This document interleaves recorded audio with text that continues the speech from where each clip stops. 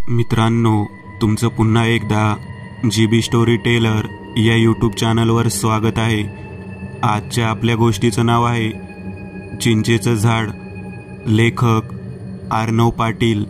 पण गोष्ट सुरू करण्याआधी जर कोणी या चॅनलवर पहिल्यांदाच आलेले असाल तर त्यांनी ह्या चॅनलला सबस्क्राईब करायला विसरू नका। चला तर मग अजिबात वेळ न घालवता गोष्टीला सुरुवात करूया।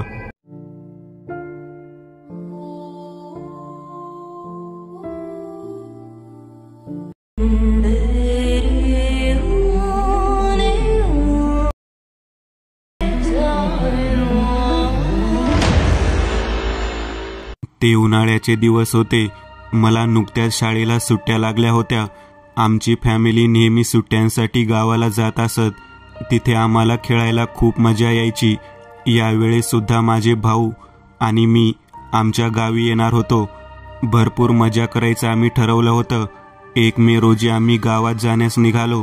आमचे गाव पुण्यापासून 500 किलोमीटर दूर जळगावमध्ये होते। आमचे गाव नदी पल्ल्याड होते। गावात जाण्याकरता आम्हाला नदी ओलांडून जावं लागत असत। तिथे नेहमी होडी चालवणारे माणसं उभी असायची, जी आम्हाला नदीच्या दुसऱ्या टोकापर्यंत घेऊन जायची। नावेतून जाताना कोणाला भीती वाटायची तर कोणाला मजा यायची। यावेळेस आम्ही गावाला ट्रेनने जायचं ठरवलं। आम्ही साधारण रात्री 10 वाजता महाराष्ट्र एक्सप्रेसने गावाला जायला निघालो। मला आणि माझ्या भावांना ट्रेनमध्ये जायला खूप आवडायचं, म्हणून आम्ही यावेळेस आमच्या पालकांना विनंती केली की आपण ट्रेनने जाऊया। प्रवास एकदम सुखाचा झाला। आम्ही जळगाव स्टेशनवर वेळेत पोहोचलो। आम्ही तिथे पोहोचलो। माझे आजोबा आम्हाला घ्यायला स्टेशनवर आले होते। गावाच्या रस्त्याला आम्हाला बऱ्याचशा नातेवाईकांकडे जायचं होतं। असं करत करत पार रात्रीचे 10 वाजून गेले। मी आणि माझे भाऊ फार कंटाळून गेलो। आम्ही आमच्या पालकांना घरी जाण्याचे वारंवार सांगू लागलो आणि साधारणतः 11 वाजता आम्ही तिथून निघालो।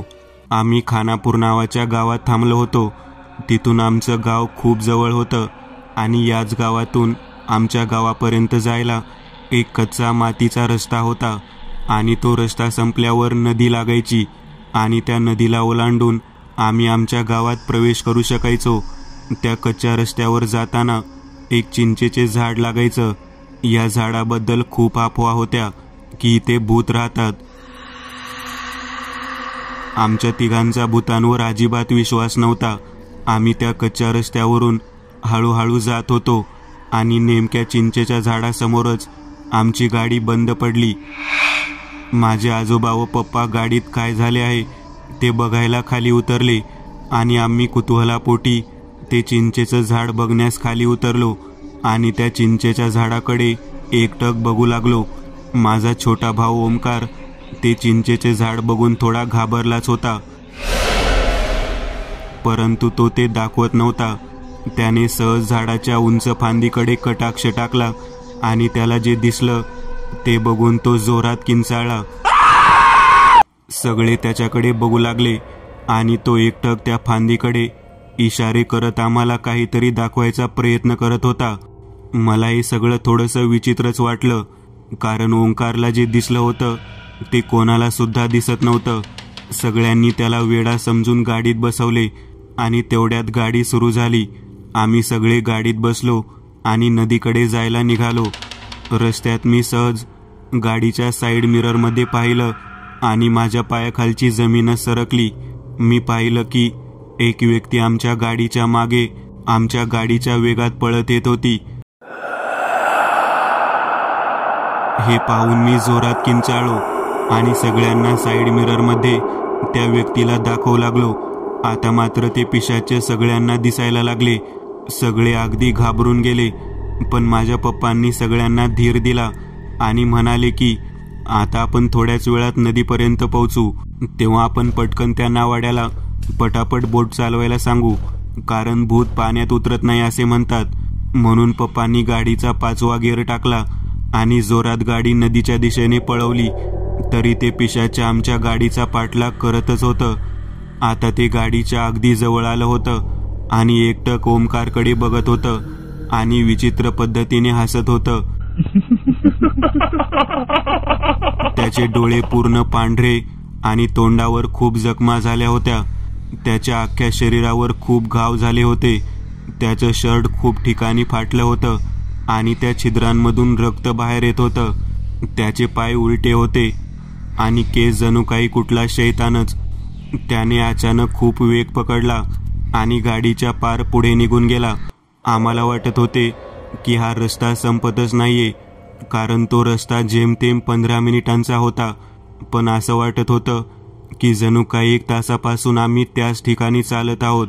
माझा भाऊ ओमकार खूप घाबरला होता आणि तो माझ्या आजीच्या मांडीत डोकं घालून रडू लागला.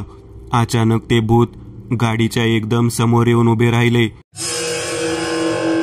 आणि गाडी आपोआप बंद पडली.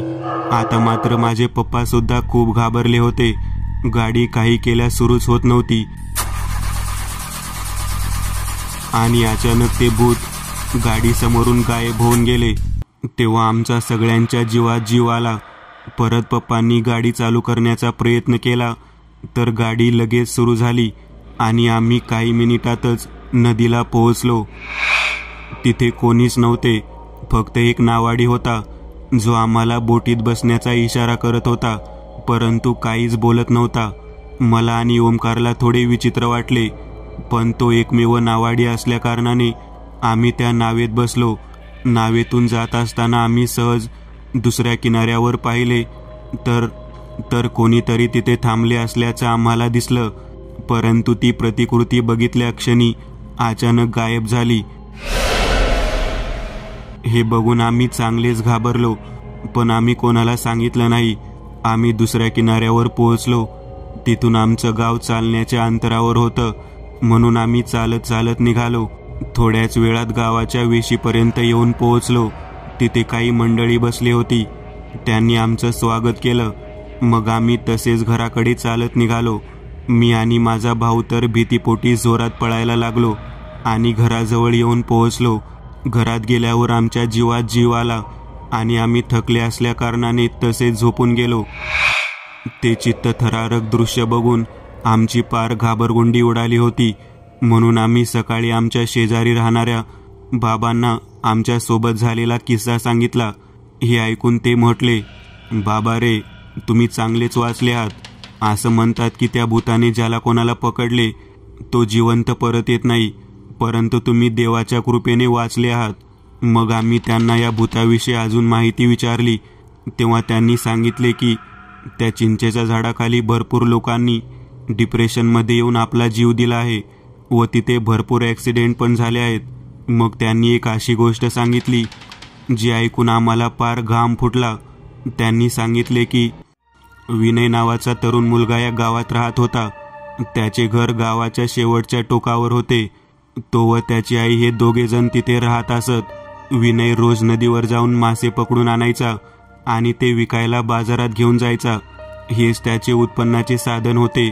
एका दिवशी विनयला काही कामानिमित्त खानापूरला जायचे होते, म्हणून तो सकाळी लवकर उठून खानापूरला जायला निघाला. सकाळची पार संध्याकाळ होऊन गेली, परंतु विनय घरी परतला नाही. म्हणून त्याची आई त्याला बोलवायला म्हणून स्वतःच खानापूरच्या कच्च्या रस्त्यावर जायला निघाली. थोडं पुढे गेल्यावर तिला ते चिंचेचे झाड लागले आणि तिथे तिने जे पाहिले ते बघून बिचारीच्या डोक्यावर दुःखाचा डोंगर कोसळला. तिने बघितले विनय मृतावस्थेत झाडाच्या फांदीवर लटकत होता. त्याच्या डोक्याला बेदम मार लागला होता. त्या कच्च्या रस्त्यावर कोणी सुद्धा नव्हते. त्याची आई जोरजोरात टाहो फोडून रडू लागली. तिला वाटायला लागलं की आता माझं काही खरं नाही. आता मी माझ्या बाळाशिवाय कसं जगू. तो तिचा एकमेव आधार होता. तिने मागचा पुढचा विचार न करता आपलं डोकं झाडावर जोरात आपटून घेतलं आणि आपला जीव दिला. सकाळी लोकांनी त्यांचा मृतदेह पोलिसांच्या ताब्यात दिला, परंतु कोणी त्यांना मारण्याचे काहीच पुरावे मिळाले नाही. म्हणून या केसला तिथेच बंद करण्यात आले. त्यानंतर असे म्हणतात की त्या दोघांची आत्मा तिथेच भटकत राहते. आम्हाला हे ऐकून विनय व त्याच्या आईबद्दल फार वाईट वाटले आणि त्यांची मदत करणे म्हणून आम्ही एका साधूकडे हा किस्सा सांगितला. ते म्हटले की उद्या संध्याकाळी 7 वाजता मला नदीजवळ येऊन भेटा आणि येताना एक नारळ आणि थोडंसं कुंकू घेऊन या. त्यांनी सांगितले की त्या दोघांच्या आत्म्याला शांती देण्यासाठी ते तिथे रात्री यज्ञ करणार आहेत. काय करणार आहेत ते आम्हाला माहीत नव्हतं, पण तरी आम्ही हे करण्यास तयार झालो. रात्री आम्ही आमच्यासोबत जे झाले ते विसरायला आमच्या अंगणात क्रिकेट खेळत होतो. मी आणि माझे 2 भाऊ म्हणजेच ओमकार आणि अपूर्व जोमाने खेळत होतो. मी सहज एक कटाक्ष आमच्या गच्चीवर टाकला तर मला एक मनुष्य आकृती तिथे असल्याचे दिसले.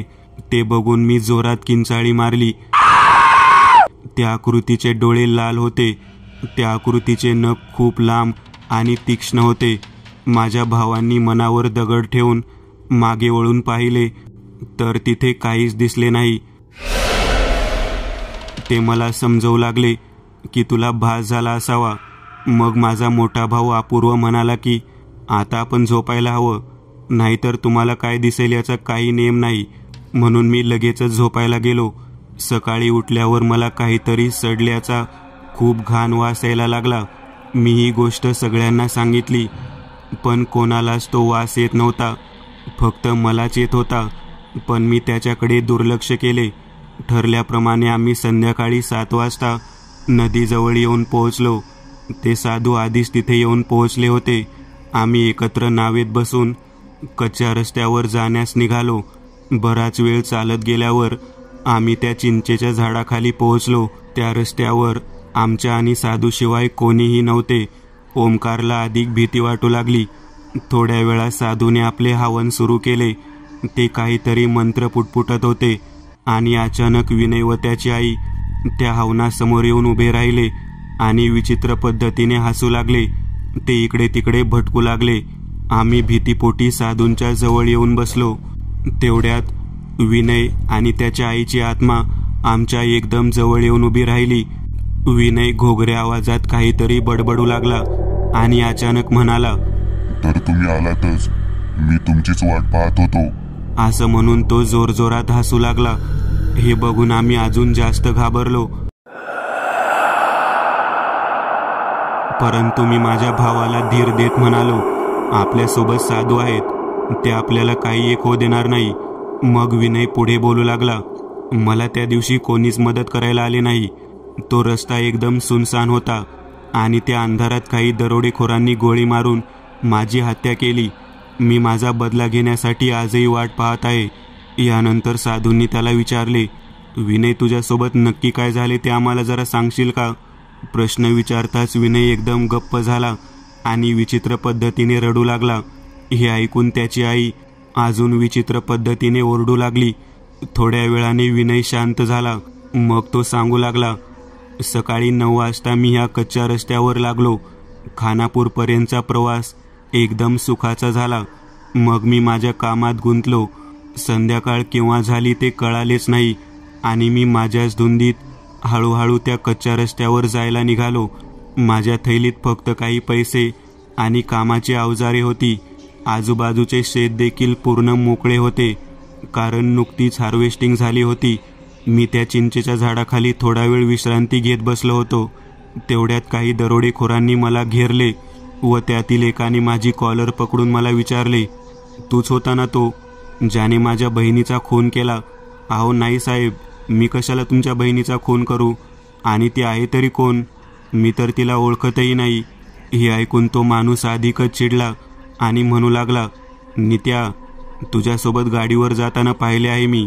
मला हे ऐकून थोडा घाम फुटला, पण मी सगळी शक्ती एकवटून म्हणालो, हो, आमचे एकमेकांवर खूप प्रेम आहे आणि आम्ही लग्न करायचे ठरवलं आहे, परंतु तिचा खून झाला आहे.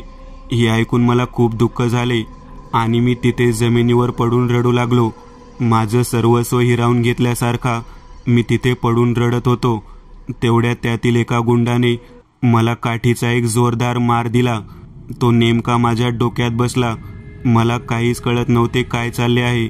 मी अर्धवट बेशुद्ध अवस्थेत खाली कोसळलो आणि माझ्या डोक्याला हात लावून अजून जास्त रडू लागलो.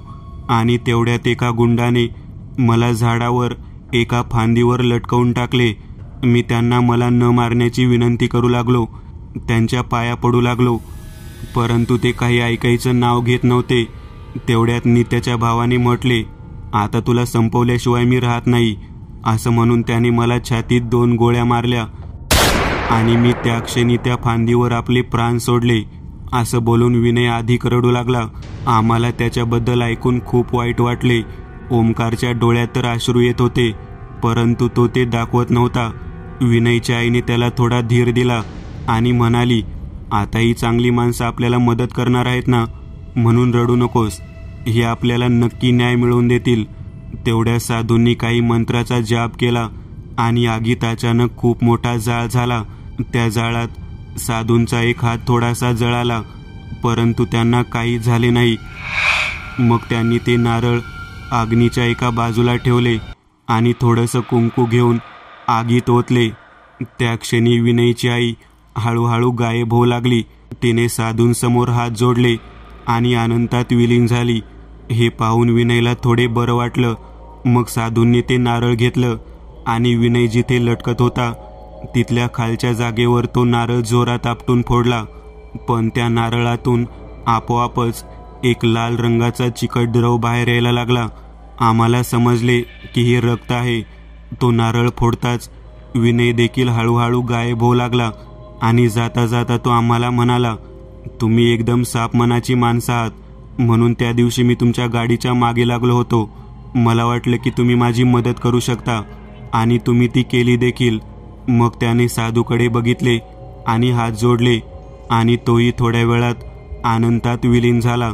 हे बघून आमचे अश्रू अनावर झाले आणि आम्ही रडू लागलो. ते साधू आम्हाला धीर देत म्हणाले, आता त्या दोघांना मुक्ती मिळाली आहे. आता असं परत कधीही घडू नये, म्हणून मी या झाडाला तंत्रमंत्रांनी पवित्र करणार आहे. हे ऐकून आम्हाला फार बरे वाटले.